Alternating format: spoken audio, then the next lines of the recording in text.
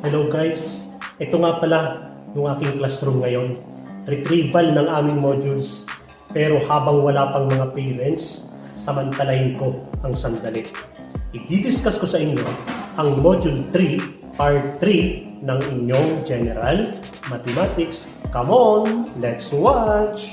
Kung bago ka po sa aking channel, huwag pong kalimutang mag-subscribe para updated ka po sa mga math videos na pina-upload sa aking channel. At ngayon nga po, ay i-discuss ko ang Part 3 ng Module 3 ng General Mathematics. Ito nga po ang the composition of function. Iyon ang basahin ang definition.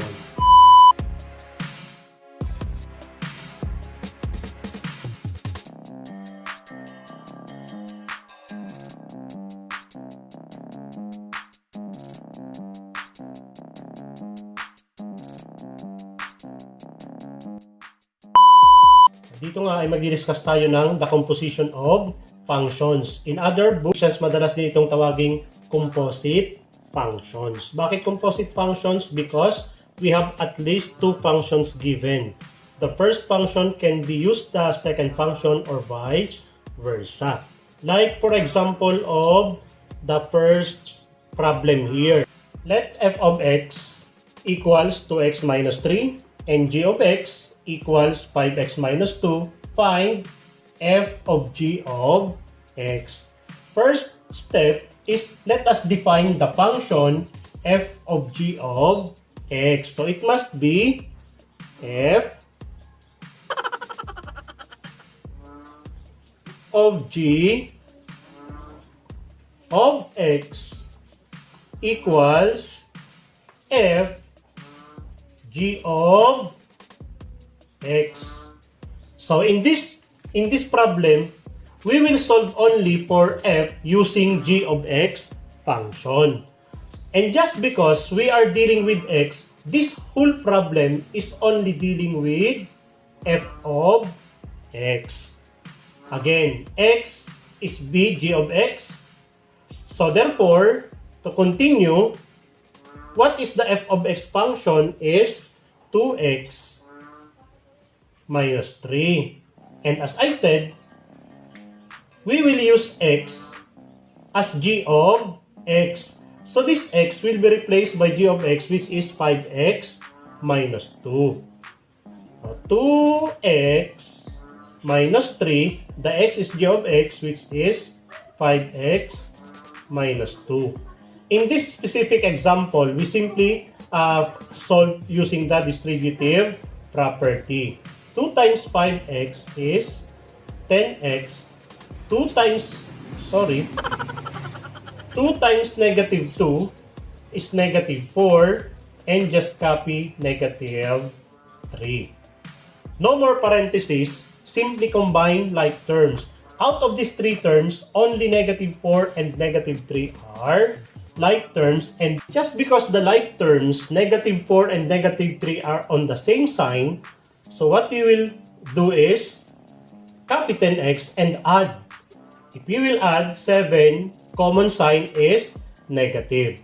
Since no more like terms, therefore we can now say that the f of g of x equals 10x minus 7. The same problem, we said that in composite function, we can find the f function in terms of g, or vice versa, we can also find the value of the g function using the function f. So this time, on the same problem, we will find now the g of f of x. Again, let us define the problem.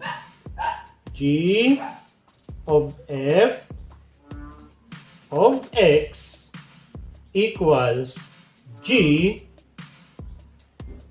of f of x. Again, this whole problem is simply we are solving the g of x. And we will substitute the value of x, the f of x function. Let us proceed. the g of x function is 5x minus 2. Then, to solve for x, we will just substitute the f of x, which is 2x minus 3. So again, to remove parentheses, simply apply the distributive property. 5 times 2x is 10x. 5 times negative 3 is negative 15, and copy negative 2. Same problem of the above. Copy 10x, 15 and 2 are both negative, so we add. It is 17, and copy the common sign. Once again, since 10x and negative 17 are already different terms, so that is already the answer. Therefore, we can say now that the g of f of x is equal to 10x minus 17. In the third example, let f of x equals 3x plus 4 and g of x equals 3x squared minus 9. Find g of f of x. Again, let us define the composite function g of f of x. So it is equal to g f of x. As I said, the outside function is g, so we are simply dealing with g of x function. And what is the g of x function? 3x squared minus 9. And we will use to substitute the value of x by f of x, which is 3x plus 4. In this particular example, just because we are multiplying binomials, much better if you will look for a scratch and multiply this, like this. In your scratch, please multiply. 4 times 4 is positive 16. 4 times negative 3 is 12x. 3x times 4 is 12x.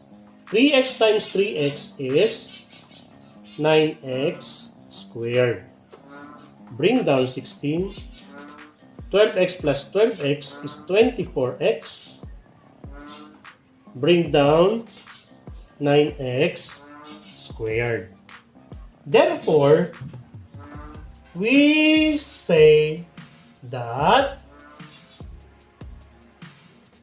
3x plus 4 squared is 9x squared plus 24x plus 16. Let us continue. To remove parentheses, just simply apply the distributive property of multiplication over addition. 3 times 9x squared is 27x squared. 3 times 24x is plus 72x. 3 times 16 is plus 48 minus 9. Again, the two numbers are like terms, so add them. So 48 minus 9 is plus 39. Then copy. 27x squared plus 72x is now our g of f